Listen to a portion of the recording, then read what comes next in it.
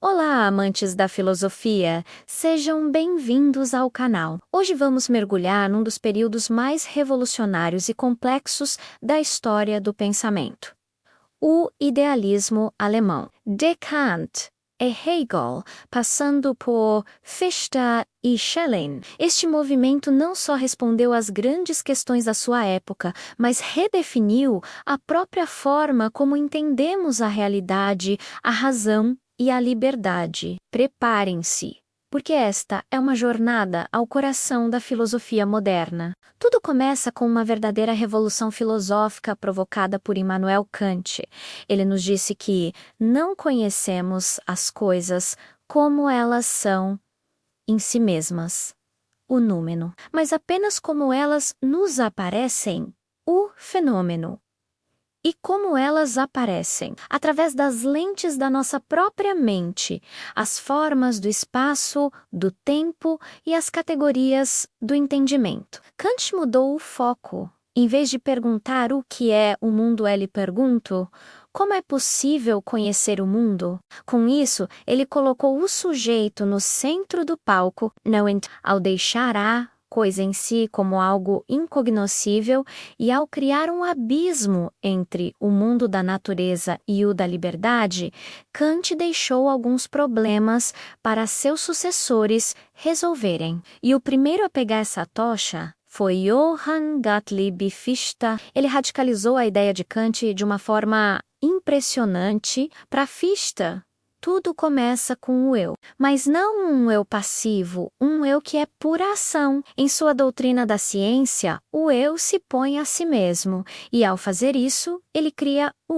não o mundo, como um obstáculo a ser superado. A realidade, portanto, não é algo dado, mas algo construído pela nossa atividade. A filosofia de Fichte tem uma forte pegada ética. A liberdade não é um conceito abstrato, é uma tarefa. Nós somos responsáveis por criar a nós mesmos e por moldar o mundo à nossa volta. Depois de Fichte, entra em cena Friedrich Schelling, que olhou para essa filosofia centrada no eu e pensou: e a natureza nisso tudo? Schelling queria encontrar a unidade original entre o sujeito e o objeto, entre a mente e o mundo. Para ele, a natureza não é matéria morta. Ela é espírito visível, um processo vivo que se desenvolve até culminar na autoconsciência humana. Schelling também nos deu uma ideia fascinante: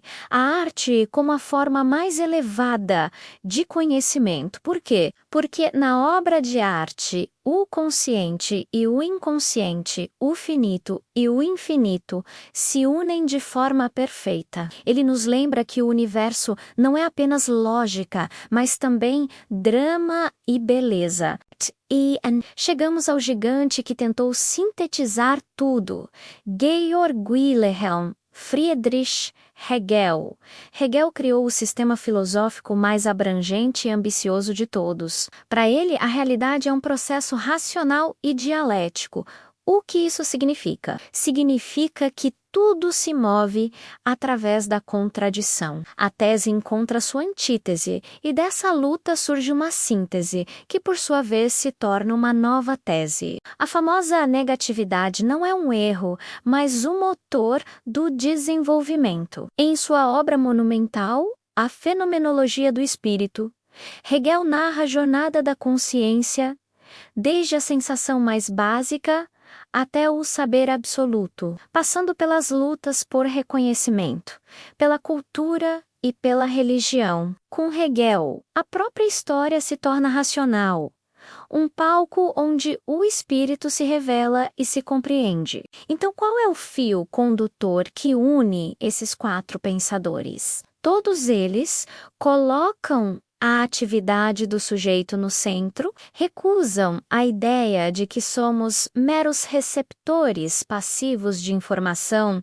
e buscam construir um sistema que explique a totalidade da experiência humana, mas as diferenças são enormes. Kant mantém um dualismo, um limite que não podemos cruzar. Fichte dissolve tudo na atividade do eu. Schelling busca uma unidade mais profunda e misteriosa, que inclui a natureza e a arte. E Hegel vê tudo como um processo lógico e dialético do conceito se desdobrando na história. Essa diversidade de respostas mostra o quão rico e fértil foi esse período. O idealismo alemão não era uma filosofia de gabinete isolada do mundo. Pelo contrário, ela dialogava intensamente com as transformações da sua época, como a Revolução Francesa e o avanço das ciências. Os idealistas estavam preocupados com questões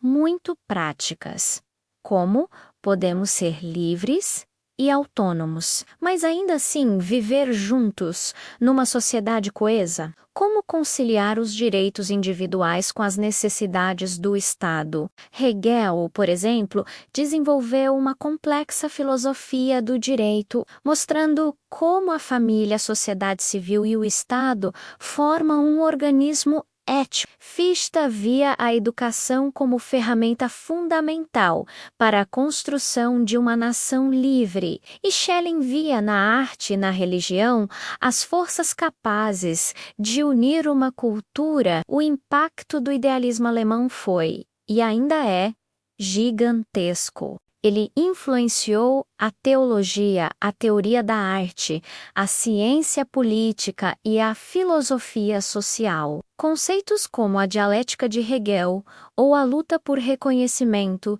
se tornaram ferramentas essenciais para pensar o mundo até hoje. Correntes posteriores como o marxismo e o existencialismo nasceram em diálogo direto ou em oposição a ele. Mesmo os críticos que acusaram Hegel de um panlogismo que ignora o indivíduo ou Fichte de um voluntarismo excessivo, não podem negar a sua importância. O grande legado do idealismo foi mostrar que a razão não é estática, mas dinâmica, histórica e autocrítica. Mas o que o idealismo alemão tem a nos dizer hoje, num mundo tão diferente, marcado por crises ecológicas, tecnológicas e por uma sensação de fragmentação? A ideia de um sistema total pode parecer ultrapassada. No entanto, a alternativa não é muito animadora. Sem um pensamento que busque a mediação e a integração, corremos o risco de nos perder em fragmentos de conhecimento e em ações desorientadas. O idealismo nos convida a pensar a liberdade como uma tarefa responsável, a verdade como um processo contínuo de construção, e a realidade como algo vivo e em movimento. Retomar esse legado não significa aceitá-lo sem crítica, mas sim dialogar com ele.